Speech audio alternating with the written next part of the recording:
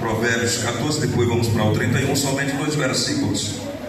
O primeiro versículo nós vamos ler em Provérbios 14, verso 1, e depois 31, verso 10. Seja Deus louvado pela vida e pela presença de todos os nossos irmãos e amigos aqui nesta noite. Estamos felizes, alegres, contentes. A presença de Deus é real, manifestado naquilo que já podemos ministrar e ouvir ministrações da parte de Deus. Temos percebido a presença do Eterno. Diz assim Provérbios 14, verso 1: toda mulher sábia edifica a sua casa, mas a tola derruba com as suas mãos. A mulher sábia edifica a sua casa, mas com as próprias mãos a insensata derruba a sua. Provérbios 31, verso 10. Provérbios 31, agora verso 10, diz: mulher virtuosa, quem a achará? O seu valor muito excede o de rubins. Uma esposa exemplar, feliz quem a encontrar, é muito mais valiosa do que os rubins. E eu quero pregar esta noite para as mulheres virtuosas e para as mulheres sábias. As tolas não vieram, não tem aqui nesta congregação. Só tem mulher sábia, só tem mulher virtuosa, não tem tola nem insensata. Meus amados irmãos, hoje eu quero falar sobre mulheres das Escrituras que escreveram história, que fizeram história. Mulheres das Escrituras que fizeram histórias. Repito, mulheres das Escrituras que fizeram história. E em cada tópico eu farei uma rápida aplicação para nós, o que nos cabe e os que nos compete, porque devemos ler as Escrituras com esse espírito, tentando interpretá-la, explicá-la e aplicar. Este é o papel, principalmente do pregador e do educador cristão, é ler a Bíblia, interpretar a Bíblia, explicar a Bíblia e aplicar a Bíblia. Ler, tentando ler com o ouvido do primeiro destinatário, dos primeiros leitores, porque vários livros da Bíblia se destinam especificamente a um povo, a uma pessoa, a uma congregação.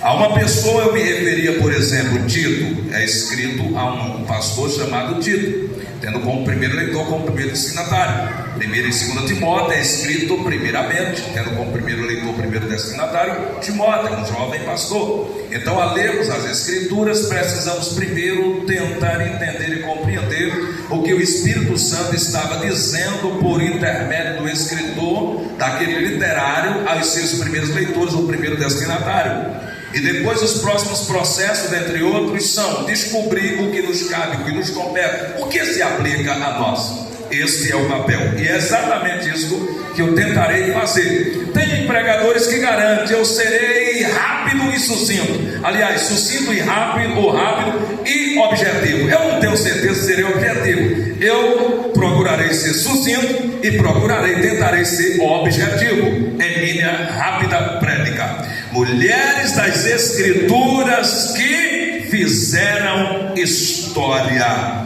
Hoje nós celebramos a Deus pela força, pela compaixão, pela sabedoria e pela fé que Ele tem ministrado, tem dado ou otorgado a várias mulheres na história e em vários lugares. A Bíblia, ela não está apenas cheia de reis, profetas e guerreiros, não, mas a Bíblia também está cheia de mulheres notáveis cujas decisões moldaram a sua geração e influenciaram gerações subsequentes. Esta é a cultura bíblica, em que no lar, na família, os direitos são iguais, porém os deveres e papéis são distintos e definidos. Sim, senhoras e senhores, de modo que nenhum cristão, nenhum indivíduo que leia a Bíblia, ele será a favor de qualquer tipo de violência contra as mulheres, sejam essa violência verbal, violência moral, violência psicológica ou violência física. Não é bíblico, é mentira dos demônios que têm se infiltrado em cultura, em mentes, para tentar denegrir o pensamento bíblico, cristão e teológico, que a família à luz da Bíblia, a chamada família patriarcal, a chamada família milenar, ela é opressora. Isto é mentira. A Bíblia é a maior protagonista, que as mulheres devem serem amadas e valorizadas. Não é verdade o que se espalha por aí. É verdade que, infelizmente, lamentavelmente, hoje, violência doméstica está entre os 10 principais motivos de separação de casais evangélicos ou cristãos no mundo. Isso é lamentável, mas a culpa não é de Deus, a culpa não é da Bíblia, a culpa não é da cultura bíblica cristã e teológica, a culpa está na natureza humana caída, e isso, claro, depende muito do lar da família, aonde nós nascemos, crescemos e fomos formados, treinados e educados para sermos bons ou ruins maridos ou esposos, mas a culpa não está na Bíblia. Então prestem atenção. A primeira mulher que eu quero destacar como uma mulher que fez história na Bíblia e que influenciou a sua geração e gerações subsequentes é Raabe. Raabe foi uma conhecida mulher pelo seu passado, mas a sua fé escreveu a sua história e escreveu o seu futuro. Ela protegeu os espias ou espiões israelitas enviados por Josué para espiar a terra, a cidade de Jericó, e por isso ela se tornou parte da linhagem da qual Cristo veio ao mundo, conforme está escrito em Josué capítulos 1, versículos 1 a 21. E aqui eu faço uma aplicação. Meus amados irmãos, o nosso passado, ele não define o nosso futuro. Repito, o nosso passado não define o nosso futuro. Assim como Raabe, podemos escolher a fé e reescrever a nossa história.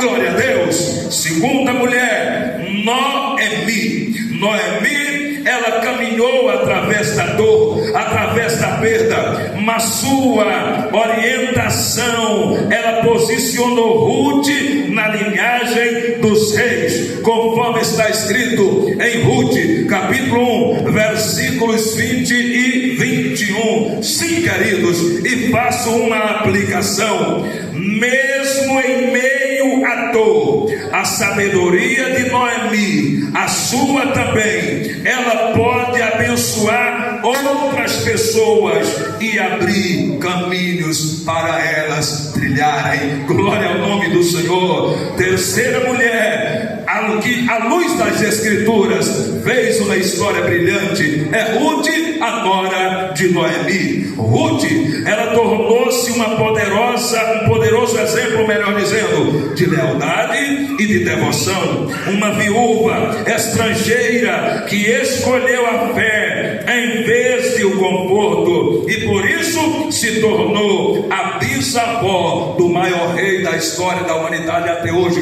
do maior estadista da história da humanidade até hoje, o rei Davi, que é admirado por qualquer estudioso verdadeiro. E ela passou a fazer parte da árvore genealógica do Salvador da humanidade. Faça uma aplicação para nós, queridos. A lealdade e a fé em Deus nos coloca em lugares que jamais imaginaríamos, mesmo vindo de fora. Glória ao nome do Senhor. E a quarta mulher que eu quero mencionar nesta noite é Esther. Esther, ela arriscou a sua vida perante um rei para salvar o seu povo, provando que a coragem, ela pode mudar o destino de uma nação. Aleluia! E aqui eu aplico para nós nesta noite o que podemos aprender com Esther, que a coragem diante de situações difíceis pode mudar destinos coletivos.